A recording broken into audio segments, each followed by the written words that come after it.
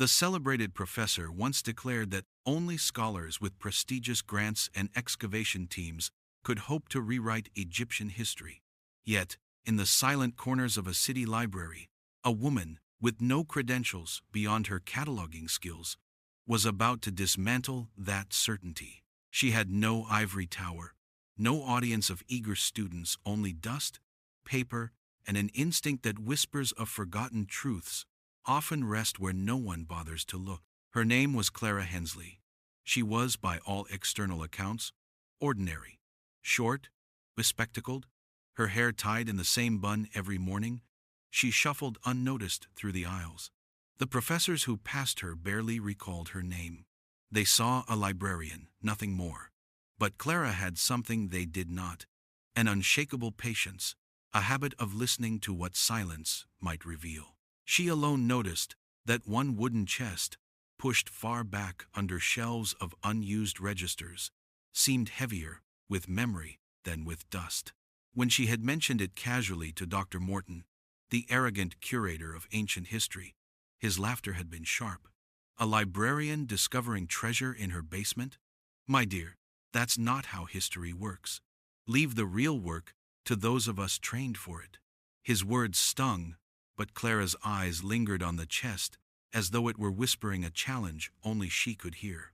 That evening, after the library's final visitors drifted out and the echo of footsteps faded, Clara stayed behind. The chest waited like a secret daring her to open it. Her hands trembled as she brushed away the thick layer of dust. The lock had long since rusted, so brittle that the slightest pressure broke it. When the lid creaked open, the smell of ancient linen and something sharper ink, impossibly preserved, rose up like a ghost. Inside lay a bundle wrapped in cloth, so fragile it seemed a breath might turn it to powder. But within, pressed tightly, was a manuscript of papyrus sheets, bound together by faded twine. Clara's breath caught. The ink had not faded into oblivion. It gleamed faintly under the low light, characters etched in a hand that was both familiar and strange. Hieroglyphs, yes, but entwined with symbols she had never seen in any textbook or exhibit. Her heart pounded as she whispered to herself, "This doesn't belong here. This doesn't belong anywhere I've seen." She pressed her hand to the fragile pages, feeling a trembling mixture of reverence and terror. What if this was nothing more than a clever forgery, tucked away decades ago? What if she was foolish to even hope? But then, a voice inside her, steady and quiet, urged, "What if it isn't?"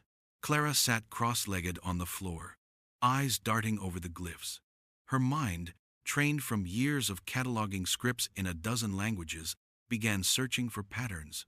One symbol appeared near the name of Akhenaten.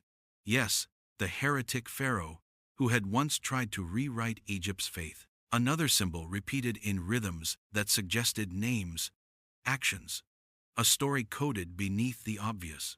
For hours she traced the shapes with her eyes, her thoughts flickering between doubt and exhilaration. Every scholar she had ever met insisted that the great discoveries were locked beneath desert sands, not tucked into forgotten archives. But what if arrogance had blinded them? What if history's greatest truth had waited not for shovels, but for patience? Her mind wandered to her late father, a schoolteacher, who once told her that knowledge does not always bow to power. He had spent his life teaching children who might never rise to fame but who would carry wisdom into their lives. The overlooked often hold the keys others ignore, he had said once, with a softness that lingered in her memory. Clara felt his words rise within her now like a promise. Still, fear lingered. If she told Morton, he would ridicule her again, or worse, confiscate the manuscript and bury it deeper in obscurity. If she told no one, the truth might die with her. A single decision stretched before her, heavy and irreversible. In that silent basement, Clara closed her eyes. She could already imagine the professor's smirk, the dismissal in his tone. But she could also see the possibility of a manuscript that might unravel everything scholars thought they knew about Akhenaten, about Egypt, about history itself. Her hands steadied. She would not let arrogance dictate the fate of these pages. She gently placed the manuscript back into its linen wrapping, cradling it as if it were a newborn. Her lips formed a vow, though no one was there to hear it.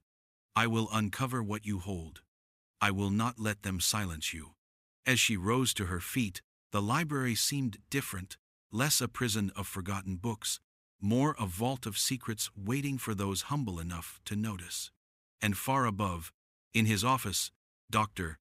Morton leaned back in his chair, utterly unaware that the librarian he dismissed that morning had just placed her hand on a manuscript that could shake the pillars of his career. If you're enjoying this story of justice and hidden strength, don't forget to subscribe to the channel to find out how a simple act of prejudice turned into the most valuable lesson of Dr. Morton's life. The chest closed softly, but the echo of its opening would resound across history. The library basement became Clara's sanctuary in the days that followed. Every evening, after the last reader had gone, she would descend the spiral staircase with keys jangling softly in her pocket, her heart quickening with the knowledge that below lay a secret far older than the building itself. The manuscript waited, as though aware of her return, its brittle linen wrapping now neatly folded on her desk, rather than stuffed into the chest. She handled the pages with reverence, slipping on thin cotton gloves, though even through the fabric, she felt the weight of centuries. Each sheet of papyrus seemed to hum with whispers she was desperate to understand.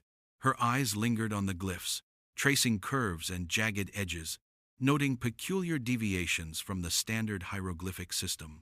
Interwoven between the familiar bird, eye, and reed were strange symbols like stars, spirals, and crooked lines that repeated in deliberate patterns. Clara's mind burned with questions. Could this be some form of proto-writing? A code developed to conceal truths from those unworthy of reading them? The thought thrilled her, but also filled her with dread. If she was right, this was not merely a forgotten story, but one that someone had wanted hidden. One night, exhausted yet unable to leave, she whispered aloud to herself, "Why were you buried here? Who wanted you forgotten?" Her voice sounded small against the rows of stone and wood, but the silence seemed to answer, reminding her of the chest's deliberate concealment, the linen's careful folds. Whoever had hidden the manuscript had wanted it preserved, perhaps for someone like her. Her thoughts drifted unwillingly to Dr. Morton. She imagined his scoffing tone, his dismissive chuckle, a jumble of meaningless scribbles. He would say, before tucking the pages into some drawer marked unverified. And yet, deep inside, Clara knew what she held was real. She could feel it in her bones, the same way her father once felt truth in books that others claimed were outdated or irrelevant. A memory surfaced summers of her childhood, her father sitting on the porch with an old translation of Herodotus, teaching her how every written word was a bridge to the mind of someone long gone. "Don't just read, Clara. Listen," he had said. "Every line carries a heartbeat if you're patient enough." That patience, so often mocked in her adulthood, now became her greatest strength. She leaned into it, night after night, listening to the manuscript's silent song. One evening, while comparing the repeating spiral symbols to the surrounding hieroglyphs, her breath caught. The pattern aligned with the cartouche of Akhenaten, Egypt's heretic pharaoh, who had tried to dismantle the old gods in favor of one deity, Aten. Clara's pulse quickened. The spirals could denote a hidden epithet, perhaps even forbidden words erased from official records. She scribbled in her notebook furiously, diagrams of connections forming a web of meaning. Her lamp flickered. She hadn't noticed how late it had become. The library above had long since gone dark, and outside, the city was asleep. Alone, Clara leaned back in her chair, clutching her pencil, and muttered, "If this is true, then the Pharaoh's story is incomplete. And maybe someone wanted it that way." The realization weighed heavily on her. Was she trespassing into knowledge too dangerous, even centuries later? The thought of discovery exhilarated her, but fear crept alongside it. If she went public too soon, she risked ridicule, or worse, the manuscript being taken from her. Morton would be first in line to dismiss her, and yet he would not hesitate to snatch credit if she gave him an opening. Clara's fingers trembled as she turned another page. Here, an illustration caught her eye, two figures kneeling before a radiant disk, their arms stretched upward. Unlike any temple depiction she had ever seen, the figures were not pharaohs or priests. They were commoners. Her heart pounded. This manuscript suggested that Akhenaten's radical worship of Aten might have been embraced not only in royal courts, but also by ordinary people. History had long painted him as a solitary zealot, a king whose revolution died with him. But here was evidence that his faith had rippled wider than scholars dared admit. She whispered again, this time with awe. "You're telling me he wasn't alone. That changes everything." The manuscript quivered faintly in the draft, and Clara leaned over it protectively, as though someone might snatch it from her hands. She realized with a chill that she was no longer just reading history. She was holding a weapon capable of undoing the arrogance of entire generations of scholars. And yet, in that basement, she was still unseen. Upstairs, Morton lounged in his office with a glass of brandy, unaware that his dismissive words had lit the fire beneath her. The manuscript lay open on her desk, its ink glowing faintly in the lamplight, daring her to press deeper. Clara's jaw tightened. She no longer doubted herself. The discovery was real. The story it carried was dangerous, and she alone had the patience to unlock it. Tomorrow, she decided, she would begin translating in earnest. The next morning, Clara walked into the library with a quiet determination that surprised even herself. To the casual observer, she looked unchanged, her same gray cardigan, her same careful step as she unlocked the basement door. But inside, she carried the weight of something monumental. Each turn of the key, each creak of the stair beneath her feet, felt like a step deeper into a secret chamber of history. She set the manuscript gently on her desk, the worn linen folded neatly to the side. A blank notebook waited, pencil sharpened to a precise point. She adjusted her glasses and leaned forward, eyes burning with focus. The task before her was immense, but Clara had never been afraid of long hours or slow progress. Patience was her gift, and now it would be her weapon. The symbols stared back at her, defiant yet beckoning. She began with the spirals again, sketching them carefully in her notes. Around them, she compared the familiar hieroglyphs, cross-referencing against her modest library of Egyptology texts. The morning drifted into afternoon unnoticed as she mapped patterns, words forming fragile bridges across centuries. One phrase emerged, hesitant at first, but then repeated enough to feel certain. The children of Aten. Clara froze, staring at the translation. She whispered the words aloud, and they seemed to hang in the air like a forbidden prayer. If true, this manuscript did not merely describe Akhenaten's devotion, it revealed a movement, a following that extended beyond his palace walls. Her heart quickened. Could it be possible that common Egyptians had once embraced Aten alongside their king? It was a direct contradiction to the established record, which painted Akhenaten as an isolated zealot. Clara's pulse hammered in her ears. This isn't just an alternative account, it's a suppressed truth. But fear coiled inside her. If she revealed such a claim, she would face ridicule, perhaps even professional destruction, at the hands of Morton and his colleagues. They guarded the gates of knowledge jealously, permitting only what conformed to their authority. The thought made her stomach twist. She leaned back, closing her eyes. Her father's voice rose again in memory. Truth doesn't beg for approval. It waits for the patient, the humble, the brave enough to listen. Clara inhaled slowly. She had listened, and she would not let arrogance silence this voice from the past. Still, she needed proof. She pressed on, deciphering line by line. The coded script was like a labyrinth, every step forward leading to 3 more questions. She scribbled translations into her notebook until the page was cluttered with fragments: sun over all, truth of Aten, those who followed. Her excitement grew with each phrase. The manuscript was more than a record. It was testimony, perhaps written by a scribe who had lived under Akhenaten, It bore the urgency of someone determined to preserve what official histories had erased. The thought sent a shiver down Clara's spine.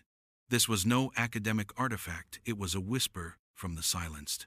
By evening, her desk was a battlefield of open books, scattered notes, and the glowing papyrus sheets. She rubbed her aching temples, exhaustion tugging at her eyelids, but her soul felt alight. For the first time in her life, she was not just cataloging history, she was uncovering it. A knock startled her. Clara nearly jumped out of her chair, quickly pulling a cloth over the manuscript. The door creaked open, and Morton's silhouette appeared at the top of the basement stairs. "Still down here, Miss Hensley?" His tone was condescending, dripping with amusement. "Don't tell me you're chasing ghosts in that dusty chest again." Clara forced a smile. Heart racing. "Just inventory work, Dr. Morton. You know how it piles up." He chuckled, shaking his head. "Leave the discoveries to the professionals, You'll drive yourself mad if you start imagining treasures in this old basement." With that, he left, his laughter echoing as the door shut. Clara sat frozen, pulse hammering, one hand gripping the edge of the desk. She realized then that she could never let Morton know, not yet. His arrogance would devour the manuscript, claim it as his own, and bury her along with it. She pulled the cloth aside, her eyes returning to the papyrus. The words stared back at her. "The children of Aten." Her lips curved into the faintest, defiant smile. Let Morton laugh. She held in her hands a truth that would one day silence his arrogance forever. The manuscript, in its quiet symbols, had chosen her. Clara barely slept that night. Every time she closed her eyes, she saw the spirals and strange glyphs burning against the darkness, repeating like a chant. By dawn, she was back in the basement. The manuscript spread before her. The air was heavy with dust and anticipation, as though the room itself was holding its breath, waiting for what she might discover next. Her notebook filled with translations fragmented at first, then clearer as patterns emerged. Entire sentences began to form, and with them, a story unlike any she had ever read in her history books. One line in particular made her blood run cold. The priests hid the truth, and the Pharaoh was not alone. Clara's pencil slipped from her fingers. Her breath caught. If her interpretation was correct, this was direct evidence that Akhenaten's religious revolution had not been an isolated act of tyranny, but a movement deliberately buried by those who followed. It meant the scribes of later dynasties, and perhaps even entire priesthoods, had rewritten history to erase a broader truth. She imagined what would happen if such a translation reached the academic world. The pillars of Egyptian history, carefully curated for centuries, would shake. Morton and his colleagues would scoff. Of course, they would call her an amateur, accuse her of misreading the text. The image of Morton leaning across a conference table, smirking at her, stoked a fire in her chest. Clara pressed her palms against the desk. She whispered, "They'll never believe me. They'll never want to." For the first time, her excitement was tinged with despair. What use was a discovery no one would accept? Her mind drifted back to her father, sitting on their porch with his dog-eared copy of Herodotus. She remembered the way his voice would soften when he said, "Truth isn't always welcome, Clara. Sometimes it burns too bright for the proud to face. But that doesn't make it less true." The words steadied her, but the ache of isolation remained. That evening, she mustered the courage to share a fragment of her notes with Dr. Lyons, one of the junior professors she trusted more than Morton. She printed out a page of her translations and left them discreetly in his mailbox with a short note. "Would value your opinion on this. CH." 2 days later, Lyons cornered her in the stacks. His face was pale, his voice low. "Clara, where did you get this?" His hands trembled as he held her page.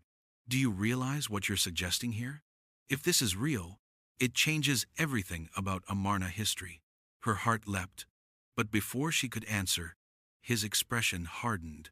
"But you understand, no one will take this seriously, without provenance, without proof that this text is genuine." He lowered his voice even more, glancing around as though afraid Morton might appear.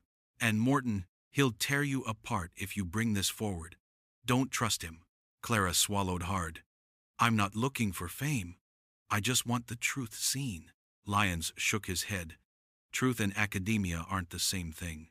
Then he slipped away, leaving her clutching her notes with trembling hands.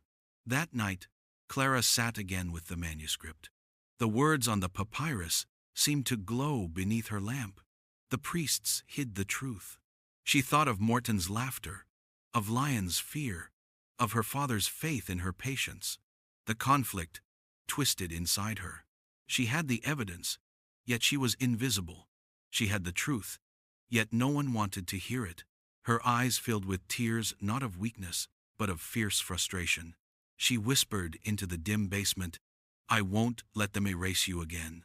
She pressed her hands to the manuscript, feeling its fragile power. For the first time, the weight of what she carried pressed fully upon her. The arrogance of men like Morton might dismiss her, might laugh, but somewhere inside Clara, a steel resolve formed. She would not stop. The manuscript deserved more than silence, more than ridicule. It was her duty now, however impossible it seemed, to give it voice. Above her, Morton's laughter echoed faintly through the vents, the sound of a man secure in his own superiority. He had no idea that beneath his very feet, a humble librarian was preparing to rewrite the story of the Pharaohs. Morton's laughter haunted Clara for days, echoing in her head each time she bent over the manuscript. Yet she kept working, filling notebook after notebook with translations, her heart burning with both conviction and dread. Every sentence she pieced together revealed a narrative that history had buried. Akhenaten's revolution had been embraced far more widely than scholars admitted, and his defeat had been orchestrated not by the collapse of devotion, but by deliberate suppression. The priests, desperate to restore their power, had erased the people's faith with ink and chisel. The revelation was earth-shattering, and Clara knew it. She also knew she was one mistake away from losing everything. The more she translated, the more she realized she could no longer keep her secret confined to notebooks. She needed to secure her findings, to ensure they could not be erased as easily as the Pharaoh's truth once was. One evening, she scanned a few translated pages and stored them on her personal drive, intending to back them up later. She slipped the manuscript back into its linen wrappings, tucking it safely away in the basement chest before locking the door. Her shoulders ached. Her mind throbbed with exhaustion. But as she trudged home beneath the amber glow of street lamps, a feeling of unease gnawed at her. The next morning, her worst fear began to take shape. The chest was slightly ajar when she returned. At first, she thought she had been careless, that her weary mind had forgotten to secure it. But then she noticed the linen folded differently, hastily, sloppily, not with the care she always used. Her pulse spiked. Clara's gaze darted across the basement. Her notes were gone. The stack of translations she had left neatly arranged the night before had vanished, leaving only faint impressions on the desk where her pencil had pressed into the wood. A cold chill washed over her. Only one person had both access and motive: Morton. Her hands trembled as she pulled open the chest, clutching the manuscript as though it might vanish too. The papyrus was still there, thank God, but the violation was unmistakable. Morton had seen enough to know she was working on something significant, and if his arrogance was as strong as she knew it to be, he would not hesitate to claim the discovery as his own. Clara's thoughts spiraled. She pictured Morton standing before a conference of scholars, presenting her translations as his triumph, his smug smile gleaming beneath the applause. The image made her stomach twist. He would erase her, just as the priests had erased Akhenaten, burying the humble, stealing the voice of truth. Her breath came in shallow bursts. Panic clawed at her chest, but beneath it rose something sharper, fiercer: defiance. Morton might have her notes, but he did not have her mind, her patience, her years of listening to silence. He could mimic her words, but he could never replicate the soul she had poured into uncovering the manuscript's secrets. Still, the betrayal cut deep. That night, as she sat alone in her small kitchen, Clara wrestled with despair. The fluorescent light buzzed overhead, casting harsh shadows on the walls. She pressed her forehead into her hands, whispering, "Why can't they just let the truth speak for itself? Why must arrogance always try to silence it?" In the quiet, a memory surfaced her father's words when she was a girl, after she'd been mocked in school for spending recess with books instead of games. "Let them laugh, Clara. The ones who mock are often the ones most afraid of what you might uncover. Patience, humility, truth, they will outlast arrogance every time." She lifted her head, her eyes burning with unshed tears. Morton could steal her notes, but he could not silence her vow. The manuscript still belonged to her hands, her eyes, her heart.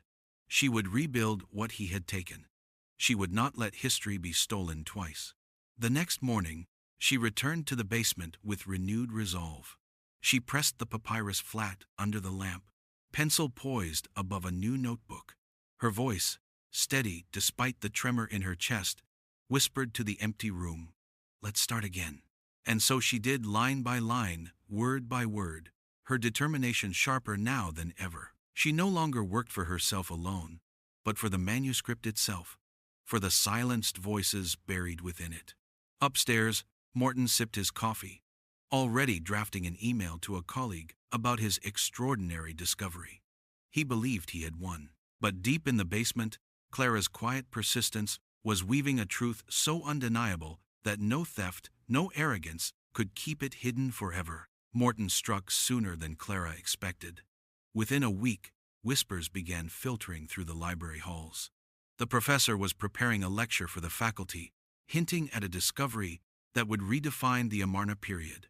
Clara's stomach dropped each time she overheard his smug voice drifting from the upper offices. He was going to present her work as his own.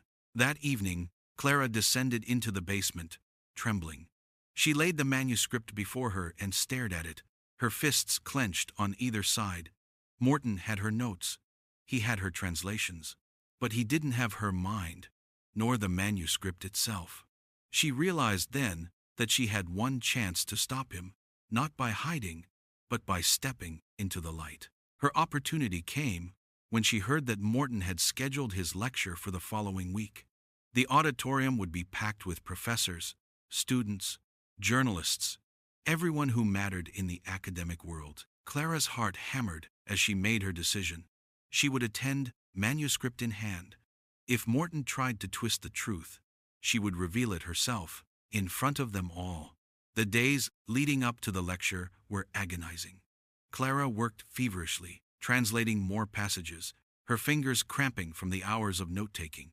One line in particular seared itself into her memory. "The children of Aten carried his light, even as the priests cloaked it in lies." Her throat tightened every time she whispered the words. They echoed her own battle against Morton's arrogance, the humble against the powerful, the silenced against the proud. On the night of the lecture, Clara sat near the back of the auditorium, the manuscript carefully wrapped in her bag. Morton strutted onto the stage in a tailored suit, his voice booming with false humility as he began. "Tonight," he announced, "I reveal evidence that Pharaoh Akhenaten's revolution was more widespread than previously thought." Gasps rippled through the crowd. Clara's hands trembled as she clutched the bag tighter. Morton projected slides of her translations, onto the screen. The phrases she had labored over appeared word for word. Rage flared in her chest, but she bit it back, waiting for her moment. When Morton declared, "And here we see evidence of a following beyond the palace walls," Clara rose from her seat. Her voice, though trembling, cut through the air. "That's not your discovery, Dr. Morton." The room fell into stunned silence. Morton froze, blinking at her as though she were an apparition. "Excuse me?" he scoffed, forcing a laugh. "And who might you be?" Clara's pulse thundered, but she stepped forward, pulling the manuscript from her bag. Gasps rose again as the audience craned their necks. "I am Clara Hensley, librarian of this archive, and this," she held the bundle high, "is the manuscript you stole from, the very one I discovered, translated, and protected." Morton's smirk faltered. "Ridiculous," he snapped. A librarian? Handling an artifact of such importance? Preposterous. But Clara's voice strengthened as she laid the manuscript on the podium. She pointed to a passage. Then explain this. Right here. Read it. She traced the spiral symbols with her gloved hand. It says, "The children of Aten carried his light. Words you would not know if you hadn't stolen my notes." The auditorium erupted, students whispering furiously. Professors leaning forward with wide eyes. Morton's face reddened as he stammered, "This is absurd. Fabricated." But Clara pressed on. "This manuscript proves that history was rewritten by the powerful. And now, even today, arrogance seeks to bury the truth again. But I will not let it happen." Her words rang like a verdict, silencing the room. Morton opened his mouth, but the audience's gaze had shifted. Their eyes no longer shone with admiration for him, but with awe for the quiet librarian who had just unmasked him. Clara stood taller, though her knees trembled. For the first time, her voice was louder than Morton's arrogance. The manuscript spoke, and she had given it breath. The fallout from that night spread faster than Clara ever could have imagined. Within 24 hours, newspapers ran headlines about the librarian who defied academia.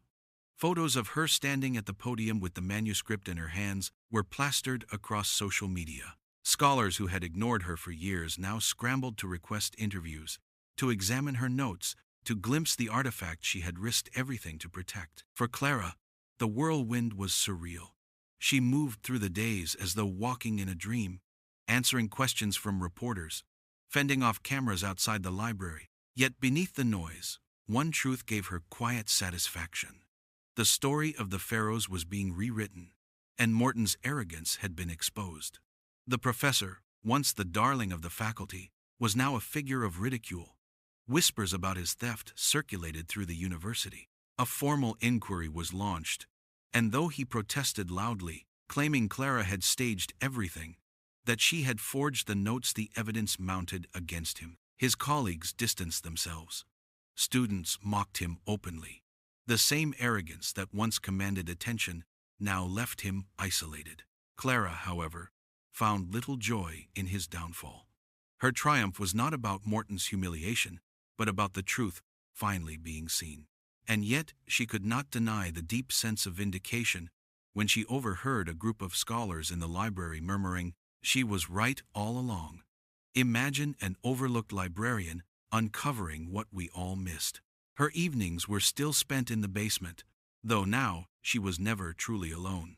Professors, linguists, and historians lined up to assist in deciphering the manuscript. But Clara remained its guardian, her hands the first to touch each page, her eyes the final judge of every translation. She insisted on this not for pride, but because she felt a bond with the scribe who had written it centuries ago. They, too, had been silenced by power, and she would not allow their voice to be stolen a second time. One night, as she sat hunched over the papyrus, exhaustion tugging at her body, she felt a strange mix of gratitude and sorrow. Gratitude that the truth had been uncovered. Sorrow that it had taken so much struggle, so much dismissal, for her voice to be heard. She whispered softly, almost as if speaking to the scribe across time, "They hear you now. Finally, they hear you." The academic world reeled. Journals scrambled to print articles, conferences invited Clara as a keynote speaker, and Egyptologists debated fiercely what the manuscript meant for the legacy of Akhenaten. Some clung stubbornly to old narratives, unwilling to admit their foundations had cracked. Others embraced the revelation, exhilarated by the chance to reshape their field. But outside academia, the story struck deeper. Ordinary people saw in Clara's journey something familiar, the overlooked, dismissed figure who refused to bow to arrogance and proved that humility could uncover what pride concealed. Letters arrived at the library, some from school children, others from elderly readers, all thanking her for reminding them that truth does not always come from those in power. Through it all, Clara remained grounded. She still shelved books during the day, still swept the dust from her desk each evening before sitting with the manuscript, Fame had found her, but she never sought it. All she wanted was for the manuscript to speak. Morton, meanwhile, slipped into obscurity. His lectures were cancelled, his credibility in ruins. Clara sometimes glimpsed him skulking through the halls, his shoulders hunched, his arrogance drained. Once, their eyes met across the atrium. He looked away first. For Clara, that silent moment carried more weight than any headline. The manuscript had not only rewritten history, it had rewritten the balance between arrogance and humility. And Clara, the humble librarian once dismissed as invisible, now stood as its chosen voice. Weeks passed, then months. The frenzy of headlines and academic debates slowly subsided, leaving behind the quieter work of rewriting textbooks and rethinking lectures. Clara, though still invited to conferences and symposiums, found herself returning most often to the library basement, to the desk where it had all begun. The manuscript lay under carefully controlled glass now, preserved by experts, but she still felt its pulse whenever she stood near it. It was as if the ancient scribe's voice lingered, watching to ensure the truth would not be buried again. The auditorium confrontation became legend among the students. They whispered about the night the librarian silenced the professor, as if it were a parable. Clara tried not to dwell on it, though sometimes the memory replayed in her mind, the sudden hush of the crowd, Morton's faltering voice, the moment when centuries of arrogance collapsed under the weight of a single act of courage. Morton himself was gone from the university. Resigned in disgrace, he left behind an office emptied in haste, his name already fading from the directory. Clara felt no triumph in it, only a quiet recognition that arrogance often writes its own downfall. His betrayal had hurt her deeply, but his absence was not her victory. The manuscript was. Her reflections deepened as she watched the world grapple with the revelation. Egyptologists no longer spoke of Akhenaten as a lone fanatic. The new narrative was richer, more complex. A revolution embraced by commoners, silenced by the powerful, preserved by the humble. It mirrored Clara's own struggle so closely that she sometimes wondered if history itself had chosen her as its echo. One evening, she walked through the reading hall, where students pored over texts. A young woman approached timidly, clutching a notebook. "Miss Hensley," she asked, I wanted to thank you. You've shown people like me that even if we don't have titles or prestige, we can still find something important." Her eyes shone with sincerity. "You proved that truth doesn't care about status." Clara's throat tightened. She smiled softly and said, "The truth only asks that we listen to it, and sometimes it chooses the quietest listeners." That night, alone in her apartment, Clara sat by the window overlooking the city lights. She thought of her father, of his steady faith in her patience, of the countless nights she had doubted herself. She imagined him there, telling her once again that humility was not weakness, but strength disguised, waiting for its moment. Tears pricked her eyes, but they were tears of peace, not sorrow. She realized then that the manuscript had given her more than a discovery. It had given her a mirror. Just as the scribe had resisted silence to preserve the truth of Aten, Clara had resisted silence to preserve the truth of the manuscript. Across centuries, they had met in the same struggle, joined by humility and perseverance. And in that realization came the story's lesson. Arrogance may shout the loudest, may seize credit and power, but it is humility that endures. Humility notices what pride ignores. Humility listens where arrogance dismisses. And in listening, it uncovers the truths that change the world. The library basement was no longer just a place of dust and forgotten chests. It was a shrine to persistence, a reminder that greatness often hides in the quiet, waiting for someone patient enough to find it. Clara closed her notebook one final time that evening. She whispered to the night, as if to the scribe, as if to her father, "We told them. They heard us." And with that, she turned off the lamp, letting the room sink into silence once more, the kind of silence she had always trusted, the kind that holds secrets until the humble are ready to listen. If this story touched you, Subscribe to the channel to discover more stories about how extraordinary people turn humiliation into triumph.